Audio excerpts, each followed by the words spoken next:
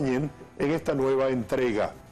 Hoy tenemos un invitado de lujo, un excelente profesional de la economía, ocupó funciones importantes en los gobiernos en la República Dominicana, fue gobernador del Banco Central, ministro de Finanzas, además de eso, un destacado consultor internacional de organismos internacionales. Me refiero a José Enrique Lois Malcún, a quien les damos las buenas noches.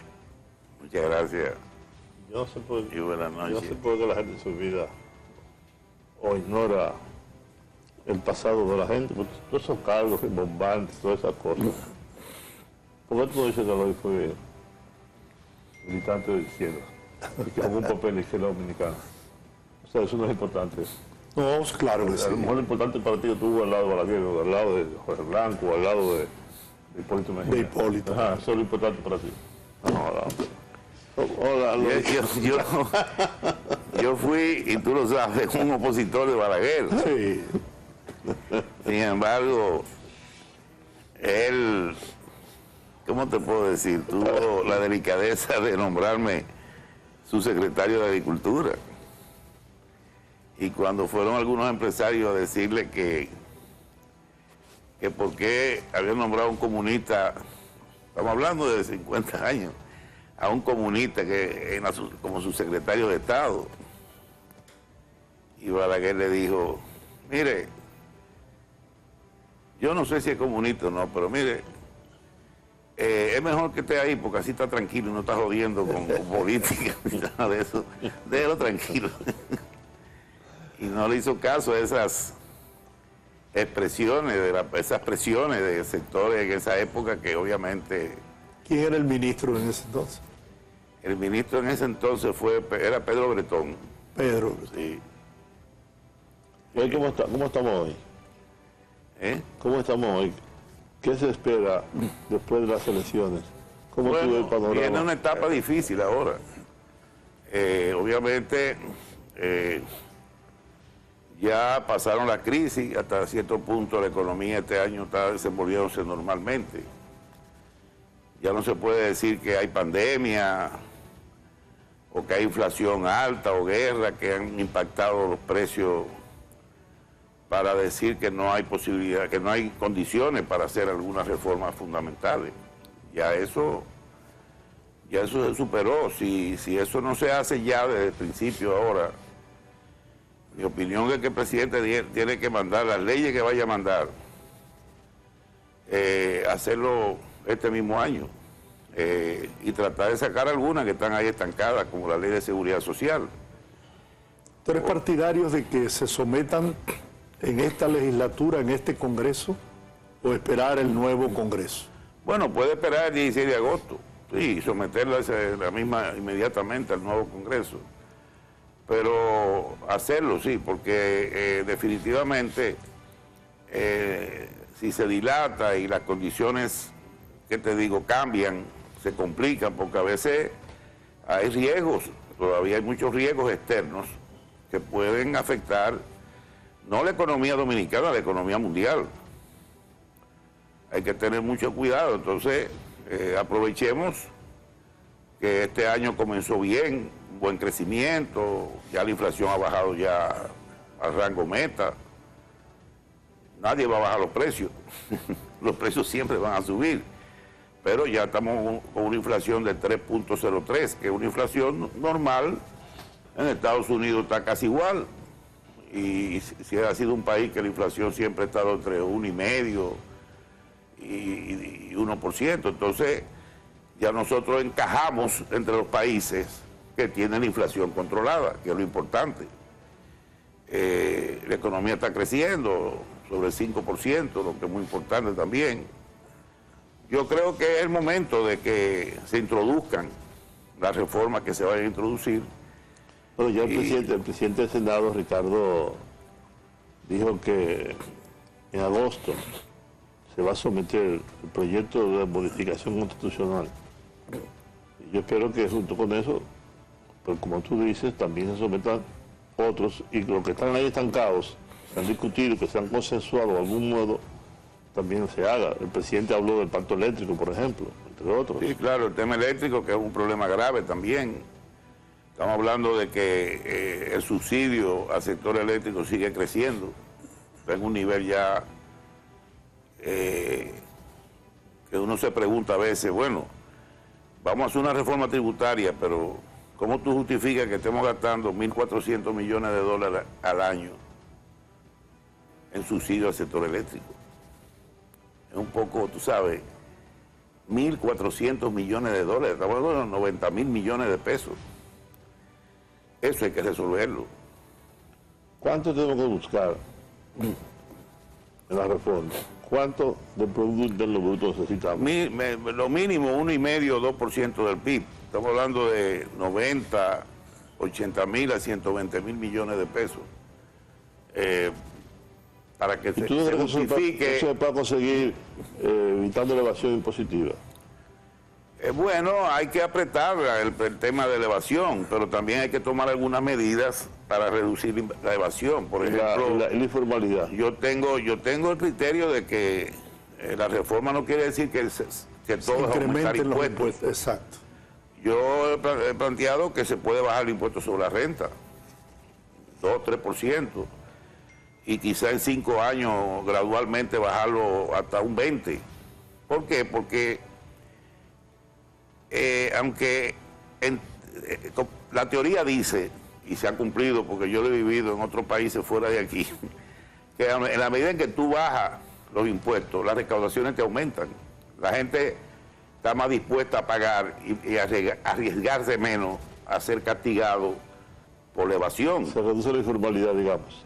Bueno, igual que la informalidad. ¿Por qué tú vas a la informalidad? Porque es insostenible pagarle a un trabajador todo lo que tienes tú que pagar.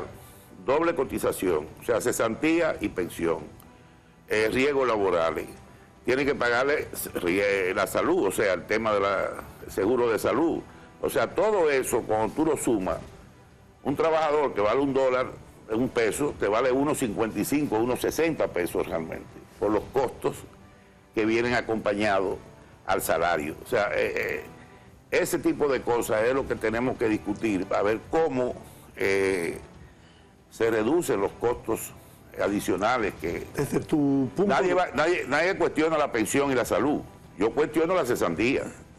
Pues si tú tienes una pensión, ya tú tienes que buscar una solución al tema de la cesantía. Tú estás pagando doble tributación.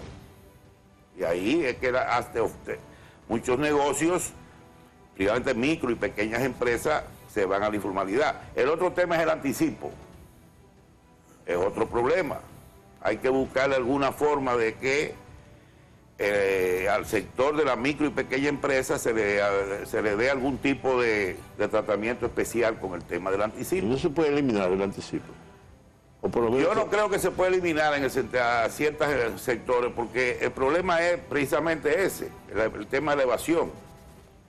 Que eso es lo que te asegura simplemente que por lo menos tú vas a pagar una cantidad de impuestos, aunque tenga ganancia o digamos no tenga pérdida a fin de año. Bueno, eso es un crédito para ti, para un futuro, no es que te van a devolver dinero, pero por lo menos es un crédito fiscal que te sirve para el día que tenga beneficio, bueno, te lo compensan.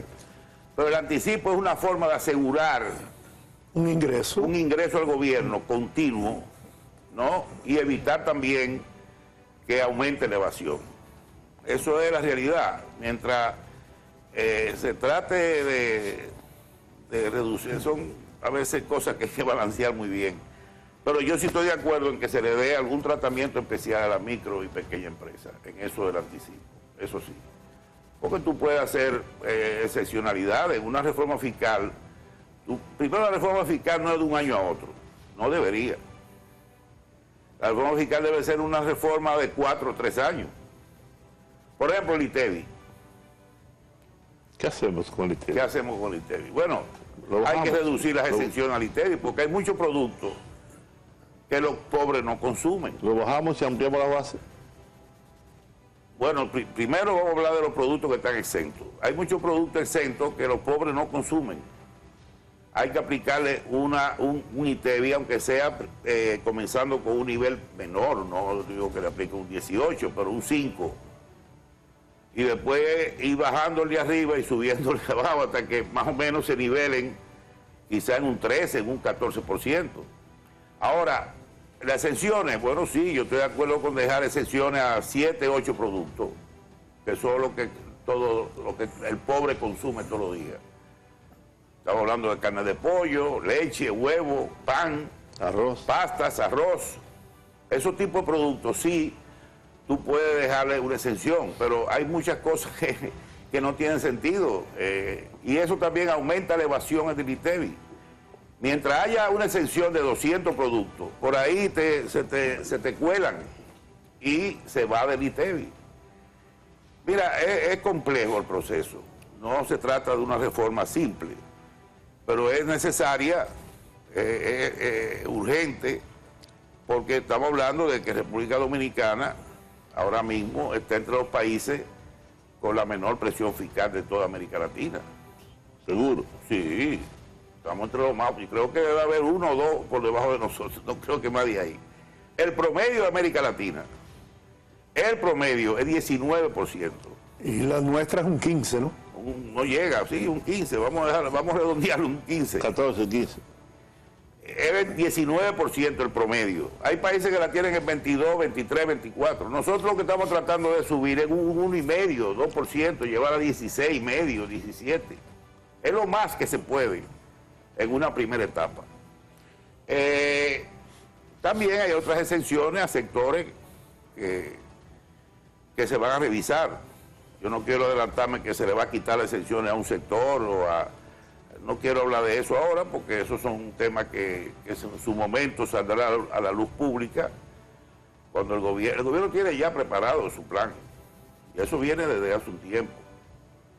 Tiene sus lineamientos ya de lo que es la reforma. Hay demasiadas exenciones fiscales aquí. Sí, demasiado. Entonces, todo el mundo quiere obviamente el presidente no va a imponer esa mayoría abrumadora que tiene en el Congreso para pasar ni la Constitución inclusive. Va a tratar de buscar siempre un consenso.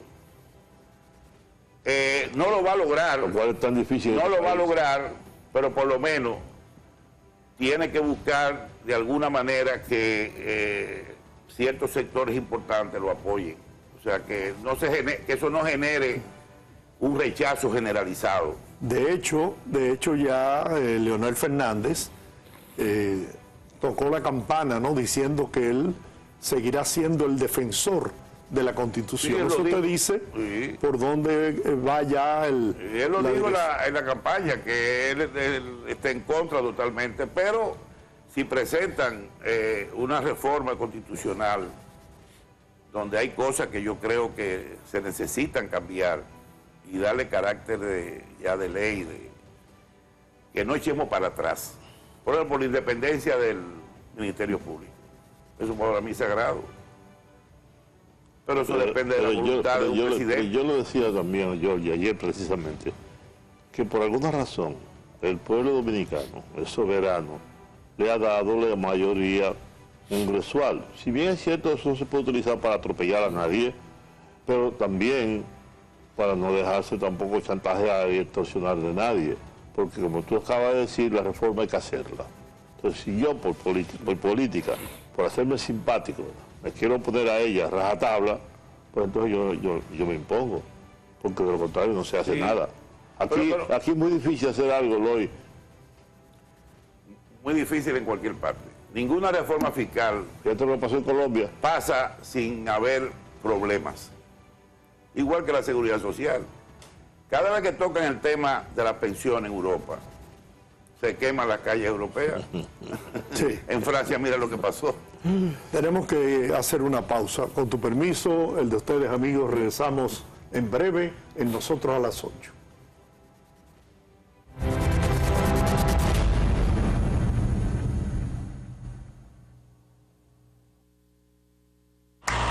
Héctor, con el apoyo de Banreservas, duplicó su producción de arroz este año. Chicho, Salvador y Ulloa están felices con los pagos extra. Más producción significa más cuidados, de los que ofrece el negocio de fertilizantes de Gustavo. En la planta de procesado, contrataron a Melba como segunda supervisora y a Apolinar en contabilidad. El arroz de Héctor se coloca en el súper gracias a las manos diestras de Tito, que ya recibió su primer aumento de sueldo. Ese mismo arroz que ahora llega seguro a millones de mesas. Tito, Apolinar, Melba, Gustavo.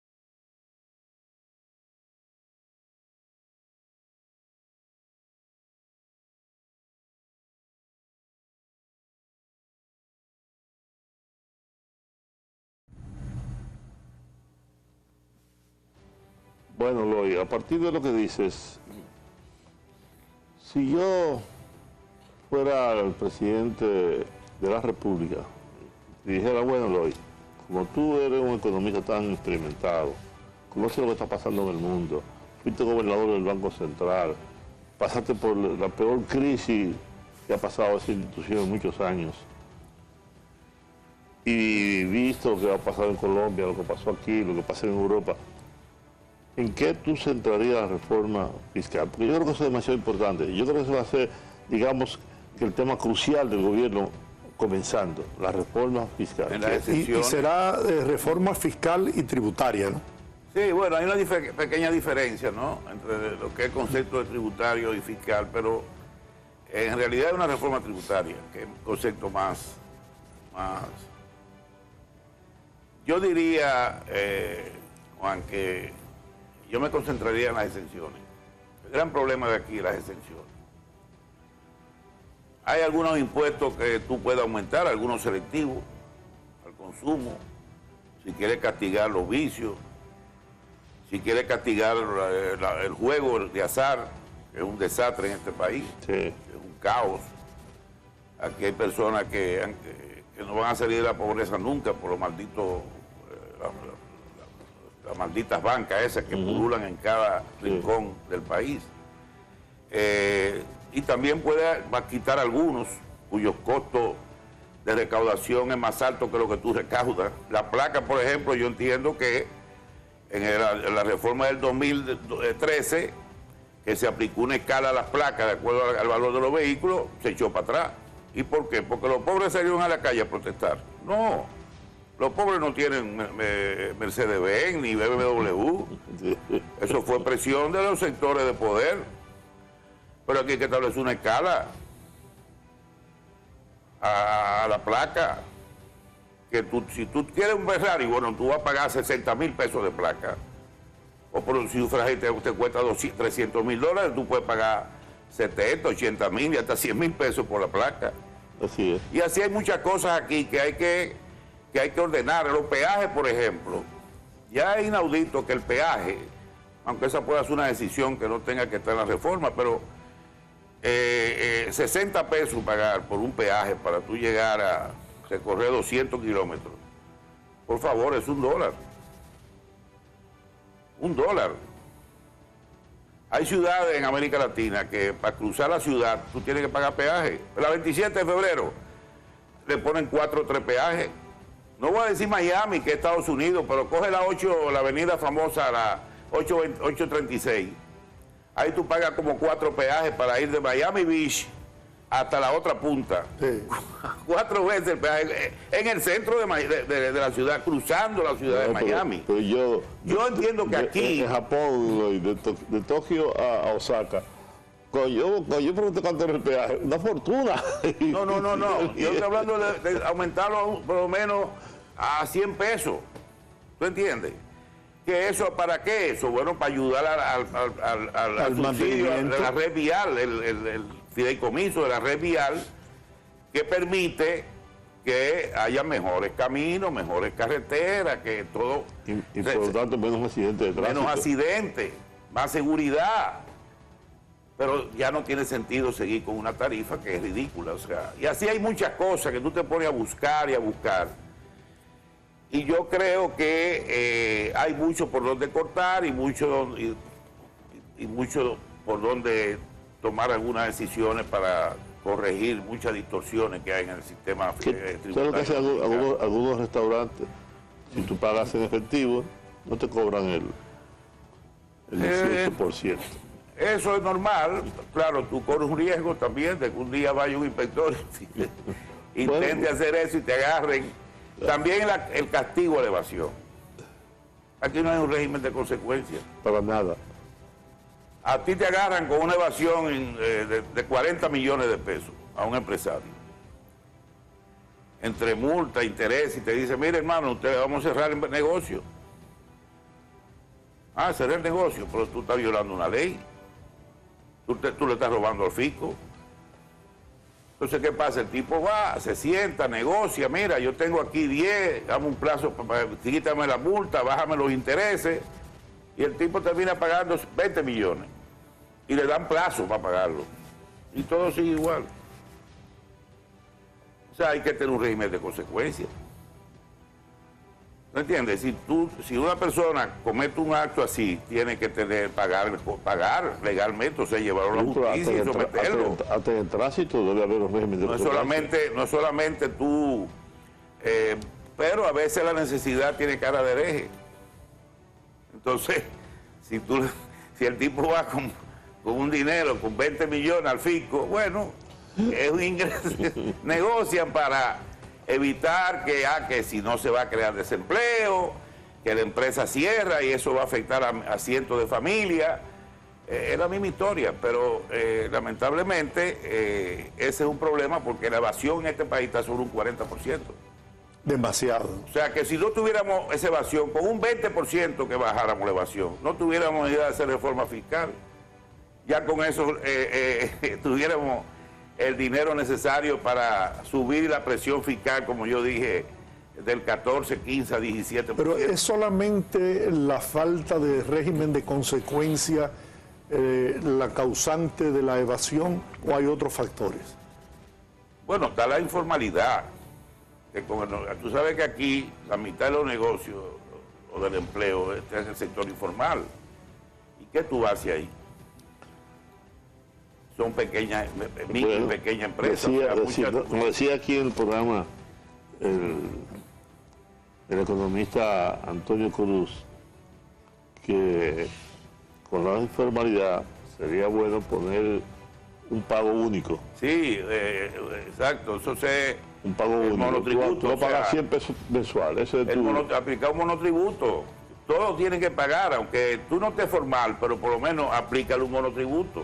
Sí, exacto. Para que las recaudaciones aumenten, porque no es justo que un colmado que no paga nada, seguramente tiene 2 o 3 mensajeros ahí, te vende una leche que cuesta 60 pesos en el mercado, te la venden 100. ¿Me entiendes? Eso es una barbaridad. En 100 pesos, no casi el doble de lo que no te vale en paga. el supermercado. Estás hablando de un Sí, así litro de es, leche. eso es verdad. Pero ese tipo no paga, quizás no paga ni la luz. Y eso no puede ser. Tiene que haber una solución a ese problema de la informalidad, porque, como te digo, ahí también ahí es parte de la evasión, del problema de la evasión. Aparte Y ya de los grandes, que ahí entra la política. sabemos que aunque hay muchos controles, los auditores siempre van a las empresas más importantes, auditan todos los años, pero también ahí a veces se producen siempre cierta forma de buscarse, se la buscan para bajar los beneficios y así pagar menos ¿Y qué impuestos. papel juega la política en todo esto? ¿Qué papel juega la política? Los intereses La política políticos. juega en todos sitios, la política juega en las 9 bases. Para impedir que se hagan esas cosas que tú dices. Pues tú sabes que en eso siempre hay, ¿qué te digo? Siempre hay presiones, y gente que tiene su contacto y se la busca. Porque hay gente que patrocina candidatos, y patrocina partidos, y patrocina candidaturas. Y después entonces pasa factura. Cobra el favor. Pero por eso se ve hasta en Estados Unidos. Todas partes, porque el lobby en Estados Unidos, ahí se creó el lobby, ¿no? O sea, el lobismo, que a veces nosotros lo vemos como que es como, no sé, como que es una mala práctica o es corrupción. No. El lobismo es normal. O sea, tú contratas lobismo hasta para... Sí, bueno, tengo entendido que el gobierno contrató una empresa de pero en lobby. Estados Unidos hay consecuencias para muchos delitos fiscales. Sí, pero no, para el fiscal sí. Pero también hay evasión. Por supuesto. Pero Yo sé, te puedo contar de familia, no mía, de que tienen negocios que funcionan a base de efectivo, no pagan impuestos, o sea, hay muchos, o sea, en todas partes. Nunca tú vas a lograr un 100%, claro que no. es imposible. Claro, Pero reducirlo, claro. Yo me conformaría con reducir la evasión a un 20-25%. Yo estaría feliz. Digo, todos estaríamos felices, ¿no? Sí, porque todos seríamos beneficiados. eso aumentaría los ingresos sin necesidad de sacrificar a nadie, pero no es así, no es tan fácil. No es tan fácil. Tenemos que hacer otra pausa. Regresamos en breve con José Lois Malcún, en Nosotros a las 8.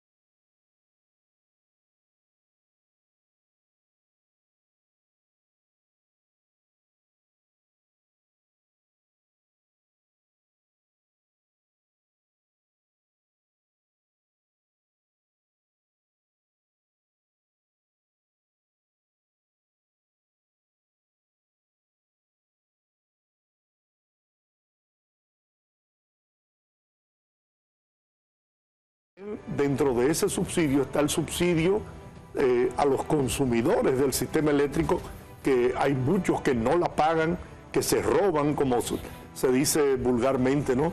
La energía eléctrica, no la pagan. ¿Has estudiado ese tema?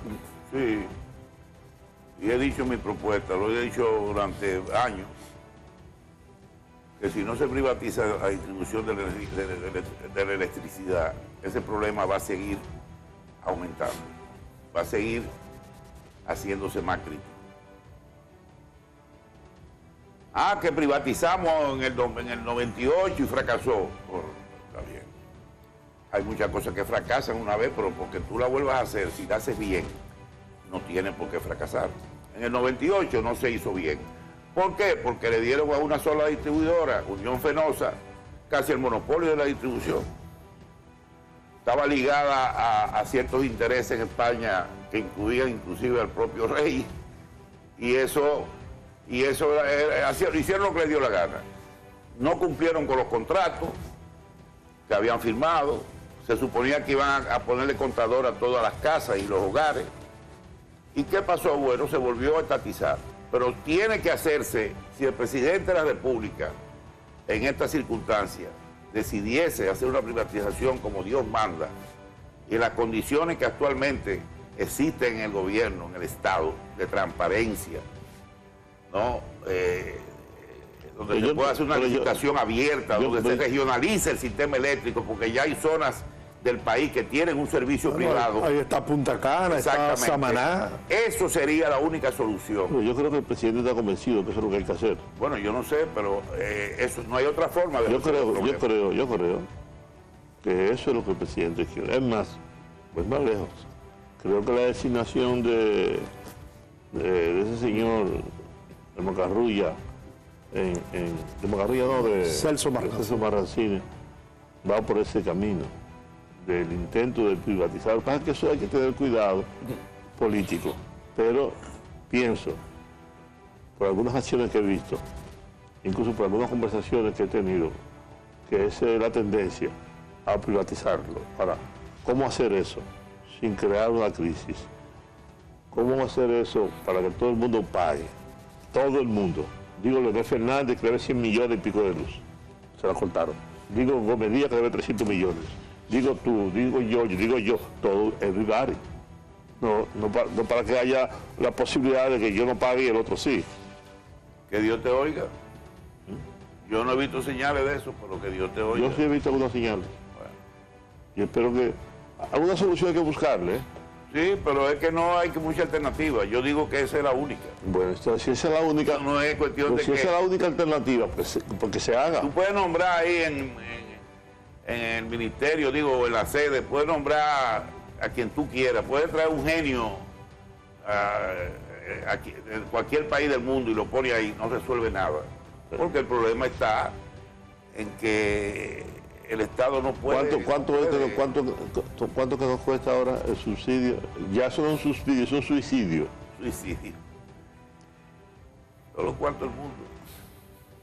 Yo te dije, entre el subsidio y eso que también está el problema de la transmisión, que hay una pérdida de transmisión también muy grande. Y eso es pérdida de energía, también hay que mejorar la transmisión. 40% de la pérdida. No, está menos ahora. 30, como quieres 30 mucho. Más o menos. Como quieres mucho. Y la matriz de generación que ha cambiado mucho, eso sí ha cambiado bien. El gobierno se ha enfocado mucho en las energías renovables. Diría yo los gobiernos, porque eso viene de otros gobiernos para atrás, que han venido diversificando la matriz eléctrica y ya tenemos mucha energía renovable. Gas renovable, otra con eólica. Lo que está construyendo el Manzanillo. Exacto, o sea que eso ha sido también, hemos avanzado en eso, todo está bien, y hasta la misma transmisión hemos mejorado, hemos reducido las pérdidas. El problema sigue siendo la distribución. Hay un factor... Y la tarifa también, porque todo eso está en la ley, en el pacto eléctrico. Sin embargo, no se ha podido aplicar. Todo lo que yo estoy diciendo está en el pacto eléctrico. Pero no se ha podido aplicar. Exactamente. Por el mismo tema que señalaste. La tarifa que ella ve que se comenzó a ajustar, hubo que pararlo. ¿Por qué? Bueno, estaba la inflación muy alta, las condiciones, pero ya no. Entonces hay que ajustar la tarifa porque es que eso no estamos subsidiando el combustible, que nos cuesta, ¿cuánto cuesta semanalmente? A veces 300, a veces 400, a veces 500 millones de pesos. Entre 300 y 500 de subsidio. Al mes, ¿cuánto? Son 2.000, 2.500 millones de subsidios. Pero todavía se privatizara el sistema eléctrico de distribución, el gobierno va a tener que seguir dando un subsidio. Por lo menos por 10 años. Pero hay esperanza a los 10 años de que ya no sea así. Pero yo creo que también habría que focalizar ese subsidio en el consumidor. Claro que sí. En los que no pueden pagar. Exacto, los que no pueden pagar. Bueno, hay un bono luz. Sí. ¿No? Tú lo que tienes que hacer, bueno, si quieres expandirlo, quieres aumentarlo, pero yo estoy hablando de que la privatización no te va a eliminar de un solo tablazo ese subsidio, no. Es un proceso que va a durar años. Pero tenemos que comenzar. Aunque comencemos de cero, en 6, 7, 8 años, eso va a ir así. Hay que caminar hacia los medidores prepago, porque con eso, tú a través de una tarjeta, a una familia eso ya es diferente. Claro, ya. Tú le das una tarjeta, mira, tú tienes 100 kilovatios hora en un mes, que es aproximadamente el consumo de una familia. Más o menos. Entonces, cuando ya tú sabes, si se te acaba eso, vas a tener que comprar energía eléctrica. Y es una manera de focalizarlo y de controlar también el consumo. Exacto, porque también se desperdicia mucha energía. Como el agua, aquí te dice, por ejemplo, el desperdicio de agua en este país es algo escandaloso. Aquí la gente no respeta el agua. Ni en el baño, ni en ningún sitio. Aquí la gente se baña, abre la llave como si el agua fuera inacabable. Como es gratis, ¿quién paga agua aquí? ¿O cuánto se paga? Pero cuando tú hablas de privatizar el agua, aquí una vez el escándalo mayúsculo, pero hay países que lo han privatizado, que le ha funcionado más bien que el carajo. O sea, que me decía Hipólito Mejía, estuvo en Cuba no hace mucho, quedó maravillado con el manejo del agua en Cuba. Dice que en Cuba no se pierde el agua. No, que no se puede, el agua que el agua es sagrada, que el agua se cuida, se protege, que se han hecho pequeñas presas para proteger el agua, que es uno de los países que mejor manejo de agua tiene. Y que aquí eso mismo que tú estás diciendo, aquí no, la gente se mete al baño y el agua va a lavar los carros, unas cosas terribles, el desperdicio de agua. Tenemos que hacer otra pausa. Nadie la quiere pagar. Nadie. No. Vamos a la pausa, regresamos ya para el final del programa.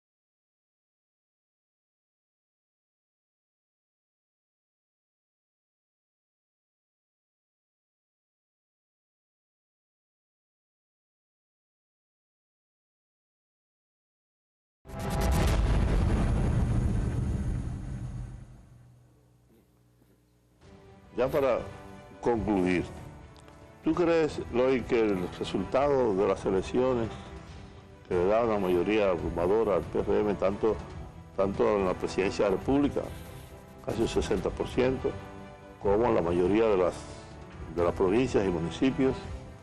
Entonces el PRM tiene ahora la mayoría de las alcaldías, la mayoría de los diputados, la mayoría de los senadores. ¿Es resultado de qué? Yo diría que básicamente de la labor del presidente. Los méritos que él ha tenido en estos 4 años es que han inclinado la balanza, la lucha contra la corrupción, la decisión en términos de cómo manejar todo lo que se refiere a las compras y contrataciones públicas, que eso era la mayor fuente de corrupción que había en este país. Uno compraba un papel sanitario sin pagar una comisión. Eso se ha limpiado bastante. Se están haciendo concursos casi de todas las obras. Él ha mejorado la administración pública, la ha hecho más eficiente. En sentido general, muchas instituciones se han fusionado y advirtió que va a haber más eliminación de otras instituciones y ministerios. Yo entiendo que la pulcritud, la transparencia, la confianza se ha reflejado en indicadores económicos, como por ejemplo el crecimiento de la inversión extranjera, que ha crecido un 30%. El mismo crédito, el financiamiento, el manejo de la política monetaria ha sido muy exitosa. El manejo del gasto ha mejorado la calidad del gasto y eso la gente lo ve. Ese dispendio, ese despilfarro que había en el pasado, ya eso prácticamente hoy para tú gastar 2 cheles en cualquier vaina es un lío. Hasta pasó un almuerzo, hay que dar mucho tubo, un almuerzo ejecutivo. No es así de que, como antes, que tú mandabas a pedir un banquete a cualquier restaurante. ¿Qué restaurantes que vivían de eso? Y hay restaurantes que han desaparecido por eso. Sí, es verdad. Ahora, para cualquier cosa que tú compres, hasta criticaron a una institución ahí porque gastó que sé yo cuánto en picadera, maní y cosas. Café, azúcar. Imagínate tú. Carajo, pero ¿y antes? ¿Y cómo era antes? Que hasta don Periñón te pedían en los restaurantes y champán de francés, de todo. Aquí había funcionarios que cerraban restaurantes. Hoy en día, para tú hacer un viaje hoy en día, un viaje al exterior, en tus funciones, es un proceso que tienes que cumplir. Eso no es así, que tú te vas a montar, vamos para el mejor hotel de Europa, para un avión en primera clase y ya eso. Bueno, ahí está la relación, salió publicado, de lo que gasta Luis Abinader o ha gastado y lo que gastaban los anteriores. Sí, no, era una cosa escandalosa. Entonces, todo eso, yo creo que el pueblo lo ha visto. O sea, la gente ha sentido que hay algo en el presidente que es confianza. Hay esperanza. Creen en él. Hay esperanza de progreso, de bienestar para la familia dominicana en estos próximos 4 años. Yo creo que si seguimos así, sí. Bueno, ya bajamos la pobreza que llegó a 28% cuando la pandemia ha caído ya a un 23%. Eso es un buen, no te digo que sea poco, es mucho, pero es un gran indicador. Si seguimos en 4 años más, el presidente puede llevar la pobreza a menos de 20%, si mantiene su política económica, social, institucional, yo creo que lo puede hacer, y de transparencia. Básicamente transparencia. Eso es lo que ha visto la gente. A mí me dice gente fuera del país que vive acá, pero la República Dominicana es lo que está de moda aquí. Todo el mundo habla de República Dominicana. ¿Qué es lo que están haciendo ustedes allá? La 7ª economía de América. No es así, eso se ha reflejado en el exterior, por eso ha mejorado también nuestro nivel de riesgo país. Claro. Y va a seguir mejorando. Eso va a abaratar el costo del financiamiento, de los préstamos, de la tasa de interés que tenemos que pagar. Todo eso ha venido acompañado por esa política del presidente. Eso no es casualidad. ¿Qué está haciendo Eloy Marcum? Nada, escribir, pensar, y asesorar, porque yo vivo, tengo que vivir de un ingreso, yo no puedo vivir de la nada, yo tengo mi trabajo de asesoría. ¿Tú asesoras aquí y fuera del país? No, ya yo no viajo. No. Yo después que después que trabajé 11 años con el Banco Interamericano en varios países, yo llegué y bueno, tuve en algunos años participando en misiones de una semana, 10 días, me mandaban en una misión a un país y bueno, eso te ayudaba. ¿Y qué tal la experiencia del Banco Interamericano? Es una bonita experiencia porque tú conoces gente diferente, conoces profesionales de muchos países. Y una visión más... Tiene una visión más completa de eso. Yo eso me ayudó mucho.